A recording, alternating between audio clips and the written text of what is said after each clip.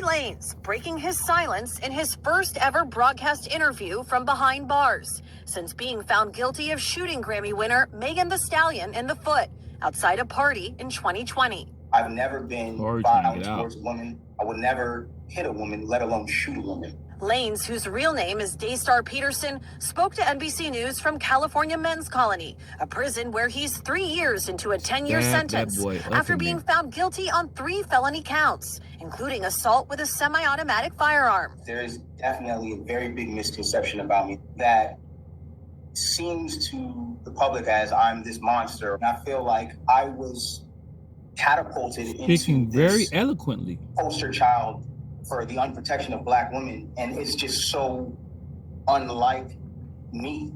And I've never really had a chance to express that. But you can look at my criminal record. I don't have one. I never had one, and I feel like, you know, that connotation that I would do anything of this monstrous proportion is just completely incorrect and it's wrong. Lanez declined to testify during his 2022 trial. Do you regret not taking the stand? I think if I would have taken the stand, the verdict would have definitely been very different. The rapper's legal team filed an appeal, which was denied in November. But his team is continuing to fight, with plans to file multiple appeals next week, this time with the California Supreme Court, in one claiming newly discovered evidence that they weren't provided during Lanez's 2022 trial, including hundreds of pages of medical records for Megan Thee Stallion, whose real name is Megan Pete, which they allege raise questions about the fragments removed from her foot after surgery. His team argues that the fragments were not provided ahead of trial and that this was a violation of due process. And we didn't have that chance. Or perhaps we could have questioned the doctors differently when they were on stand to impeach them, because it does look suspicious. But in the appeal denied in November, the court did address the fragments, ruling that the surgeon's testimony was, quote, more than sufficient to prove great bodily injury on Pete.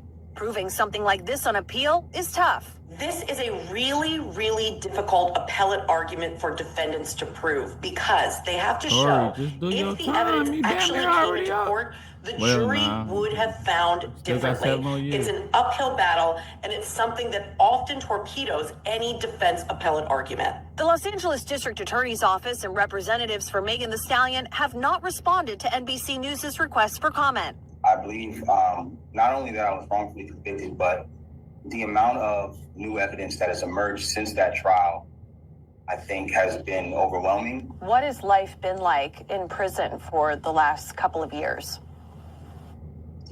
Truthfully, I've done my best to keep my head above water, but mentally, I've gone through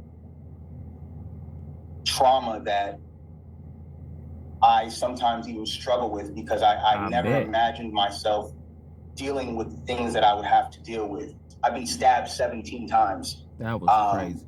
I almost lost my life. If you could say something to Megan Thee Stallion today, what would it be? I think that I wouldn't say something directly to her. I'd like that moment to happen in person. We've both gone through a lot. That ain't gonna happen. There's this connotation that, like, I share this hatred for That's not her, gonna happen, but I don't. I genuinely passed that. I'm at a place of healing in my life.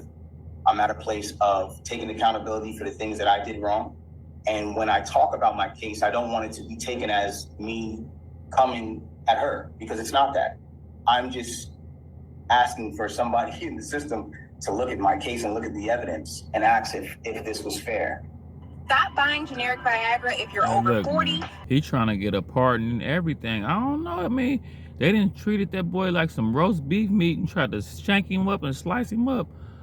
He trying to get a pardon and get up out of there. President Trump, whoever. And with that, Chloe Molas joins us now on set. So, Chloe, Tory Lanez is also seeking a pardon from Governor Gavin Newsom. That's right. His legal team has filed the necessary paperwork, and it is before the governor now. So they're seeking either a pardon where his criminal record will be wiped clean, he would be released from prison, or to have his sentence commuted, meaning that the time he has served is sufficient, and release him, but that doesn't change his criminal record. As for when this could happen, the governor typically does these twice a year, so this could happen before the new year. All right.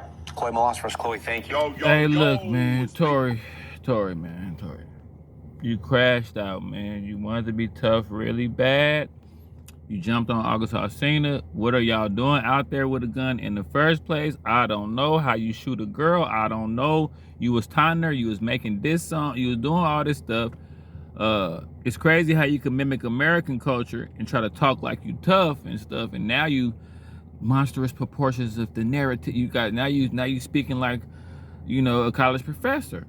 You know, but when keeping it real goes wrong. You know, you want to be real tough. You want to be, you know, a little tough guy, and you crashed out. I don't know what to tell you dudes that throw away rap careers. I don't know. I have no idea how to even talk to you young people anymore. But yeah, he had a message for Megan Thee Stallion. He said he want to talk to her in person. I don't think that's gonna happen, Tory.